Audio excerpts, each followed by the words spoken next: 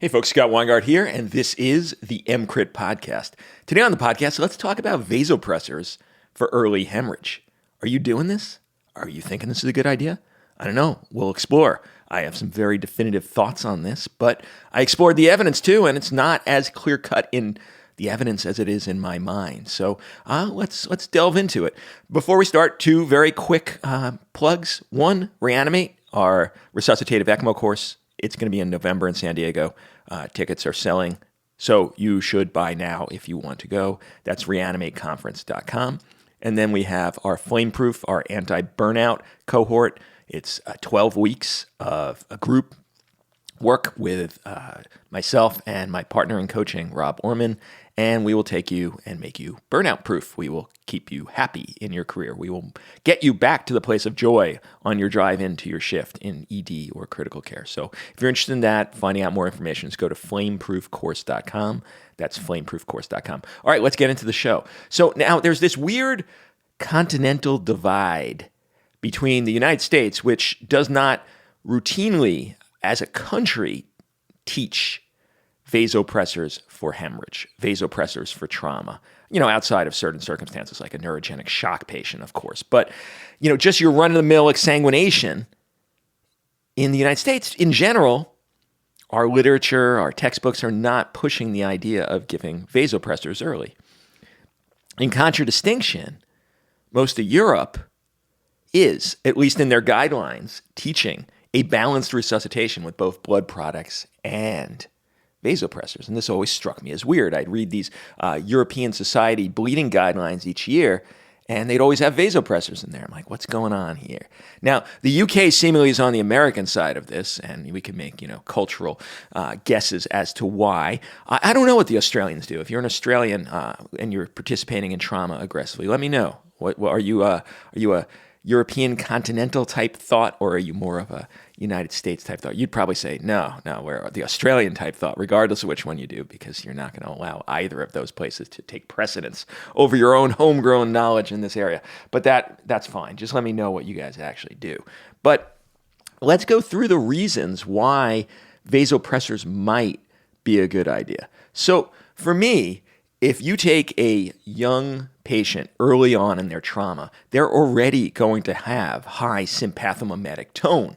And therefore, it doesn't make a lot of sense for me to give these patients additional vasopressors. Now, I'm sure there's a moment in anyone's mind of the Hail Mary where they're getting down to a MAP somewhere near 40 and the blood products are pounding in and they're still not coming up. Or, you're waiting for your next delivery in the massive transfusion and you won't think, maybe we should give some vasopressor to keep them from dying. Yeah, I'm with you. Look, I'm not talking about these extreme edge cases. Obviously, in arrest or in the peri-arrest, you got to do what you got to do. I'm talking about a patient who is responding to an exsanguination protocol. And the way they usually respond, if you've had any experience with this, is they have these fluctuations, these swings of blood pressure, right? They drop, you give them some more product, whichever one you're up to, whether it's packed cells or FFP or regular plasma, or maybe you're going with a whole blood resuscitation, so you're just giving more of it. And then they spike because they do have such high sympathetic tone, and they'll spike up quite high. And then, if you're of the Rick Dudden school like I am, you'll blunt their sympathomimetic tone a little bit, maybe with a small bolus of fentanyl, and then they'll drop again, and you just keep going with this resuscitation. That's how it looks for me for most of my young early trauma patients, and I'm not sure why, someone would have to sell me on the idea of why it would be a good thing to add additional sympathetic tone when I actually want to shed some of it. I'd like to take them from this tightly tuned violin string of a hemodynamic milieu where, you give them 50 cc's of blood and their blood pressure spikes because they're so vasoconstricted that's how much it takes to send them up. I'd like to bring them to this state of what Rick Dudden referred to as high flow, low pressure, right? Where I'm maintaining a reasonable blood pressure, but they're actually getting flow with it versus this tightly strung hemodynamic system where you've vasoconstricted so hard their arterial side that even though the pressure may look okay, they're not actually getting any flow to anything except their core organs, okay? So That's the young early trauma patient. I'm not sure why it's a good idea, though I think a lot of these guidelines, again, in Europe say, even in those patients, they might want to have a modicum of vasopressors on board. And I should just say here, I'm going to first talk about this in generalities of vasopressors. So vasopressors qua vasopressors, before we talk about a specific agent, vasopressin, which may be a slightly different world than the vasopressors in general. But for now, let's just retain the idea of vasopressors in general for the conversational point we're at. Now, older folks, it's a slightly different situation for me because older folks may not have the expected sympathomimetic tone. They might not be able to pound out those catechols. And in those patients, it kind of makes a little bit more sense. Now, extended shock patients eventually get to a state of inflammation, a SIRS-like situation where they are vasoplegic. And in course, in those patients, later on in their traumatic course, they all wind up inevitably, if they had severe trauma that wasn't immediately intervened upon, they all wind up on vasopressors. And the idea is that some forms of trauma may have a greater cytokine release than others. And there may be certain traumatic patterns, certain injury patterns, that will have blunted sympathomimetic tone. And in those patients as well, it kind of makes sense. So for me, and I know this is going to seem blunt, no pun intended, but the way I like to dichotomize where I'm at with a trauma patient is if they have a projected exsanguination, you think that's the source of their hypotension, I like to put my hands on their lower legs. And if they're cold, which is the expectation in an early trauma in a young patient, I don't think vasopressors make a lot of sense to me. I think you're just adding the potential for augmenting blood pressure at the expense of perfusion, at the expense of flow. And you might be like, well, what do I care about that? Because what I care about is the heart, lung, and brains. So more power, to those is going to be better, right? Like that's a good thing. Well, maybe not. And I haven't seen great literature on this, so this is just suggestive. But it seems that the coagulopathy of trauma is beget by gut malperfusion. That if you just turn off the blood flow to the gut, that you are putting out more ill humors that contribute to the coagulopathy of trauma. And if you believe that, then flow matters. Flow to the organs besides the heart, lung, and brain matter. And therefore, you should try to get, again, the situation of a reasonable pressure with flow and not take it away. And therefore, vasopressors in these patients who have cold extremities, because again, I'm being blunt here, I just want a physical exam sign that will tell me vasopressors or no, it doesn't make a lot of sense to me. Now, on the other hand, if I put my hand down and I have warm lower extremities, that's weird. That shouldn't be happening in an exsanguination patient, which means one of two things. Either I got the diagnosis wrong. It's actually a neurogenic shock patient, potentially, in the setting of trauma, right? Those are the patients who are going to have hypotension with warm extremities.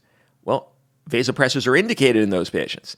If it turns out to be exsanguination, but they had warm extremities, that to me tells me something is weird here, that these patients are potentially not as vasoconstricted as they should be, as expected to be given their situation. And therefore, for me, it makes a lot of sense to augment with vasopressors in those patients because I think besides the fact that it might augment their arterial pressure, when their extremities are warm, I'm very scared that my venous side is not as constricted as it should be. And therefore, some of the potential unstressed volume that could be stress volume and get back to the heart of all of these blood products I'm giving, it's not going to work as effectively. So if I reach down and they have warm legs, I don't like that. I'll put them on a modicum of vasopressors. And that will save my ass from missing neurogenic shock.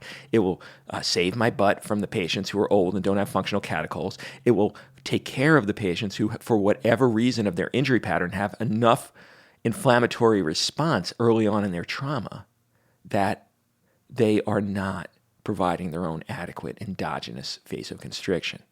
So that's how I play it. That's how I dichotomize these patients. And it works great even for later trauma. Like, when they start getting to the point where, wow, they're warm and still hypotensive, whether in their operating room or in their post-immediate operation course, or they never went to the OR and they're in the ICU, and you put your hands down and their legs are warm. That's not supposed to be like that if we have ongoing hemorrhage. So let's consider dealing with this hypotension with a balanced resuscitation of both vasopressors and blood products.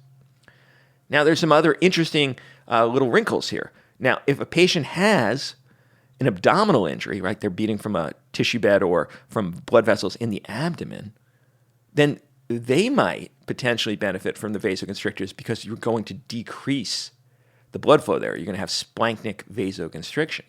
That's interesting. I don't know quite how you'd play that. Maybe if you have a positive fast, it would push you a little bit more towards vasopressors than not. What about some other situations? We talked about abdominal injuries. What about peri-anesthesia, right? So I pretty routinely will pump up my patients' BP and inotropy with some push-dose epi right before I intubate, right before I provide the sedation either for a rapid sequence intubation, an induction agent, or if I'm going with a ketamine-awake intubation, which I do on many of these sick trauma patients, I'll still give them a little hit. Now, in addition to giving a little buffer of safety for their blood pressure, it also makes the meds circulate faster because you're increasing the inotropy and cardiac output potentially for a short period of time. So that I do routinely. Now, I don't consider that really vasopressors for trauma. It's like a very specific thing. But if you're going to use an agent like propofol as your peri-intubation sedation, your post-intubation sedation, I should say, it might make a sense to give a whiff of a vasopressor. I don't actually do that. I like, if I have to use a conventional agent, it's going to be ketamine. But my preference, if I could get away with it, it's tough because the nurses don't like giving you a gram of fentanyl. But if you could get that, then the fentanyl-only sedation strategy, as advocated by my episodes by Rick Dudden, you could go to those and actually figure out what I'm talking about. But a opioid-only sedation strategy is a fantastic way to go in these patients, in my opinion. And then you don't necessarily need to give vasopressor because you're just shedding enough sympathetic tone balanced with your blood product resuscitation to leave them in a very good place. In the OR, pretty routinely, and this is relayed to me by my ex-wife, who was an anesthesiologist, she would have, because maybe of my influence, avoid the inhaled anesthetics, but her colleagues would all do them. And the hemodynamic consequences of those, I think, are nicely balanced by some small amount of a vasopressor. What about in rural settings? I got this question asked by Anand Swaminathan when I was doing an EMRAP episode on this. This episode will come out first. That's how I like to do it. I like to give the EMCritters the real juicy, full treatment, and then EMRAP gets the smaller, more basic version of it. But he asked me, okay, well, you're in a rural setting. There are no blood products. And the patient's hypotensive, and you're going to transfer them, but there's no blood products left. What do you do? Do you give them crystalloid, or do you give them vasopressors? And that's a tough friggin' question. I guess you give a little bit of both, and maybe the crystalloids should be hypertonic crystalloids, but you're going to give a little vasopressor because you have no other choice. I guess that's what you have to do, but not a great setting. Tough situation to be in. Okay, so we talked a little bit about the idea of why and which situations. What about which vasopressor?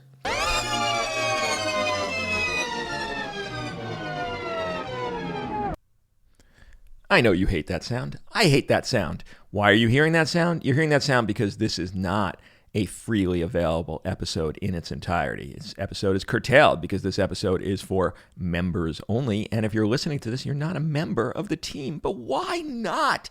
Because it's so inexpensive, so easy. You get CME credit. You could write it off on your taxes. And all of a sudden, you're getting all of the most cutting-edge information to deal with your super sick patients in the emergency department or critical care unit. There's no better source than EMCrit for your information on the resuscitation and acute critical care of really sick patients. You will be up to date. You will be cutting edge. You will be the best in your department. And so never have to listen to this again. Just come on over to emcrit.org/join. That's emcrit.org/join and join. And then you'll never have to hear this message again. And you'll get all of the resuscitative goodness. You'll get the RAC Lit review each month of the best literature that you should be aware of. You'll be starting to get our expert rounds, our 1-hour rounds with people who are experts in the field that will only be sent out to members, just come on and join. And then I'll never have to play that sound again. Bye-bye.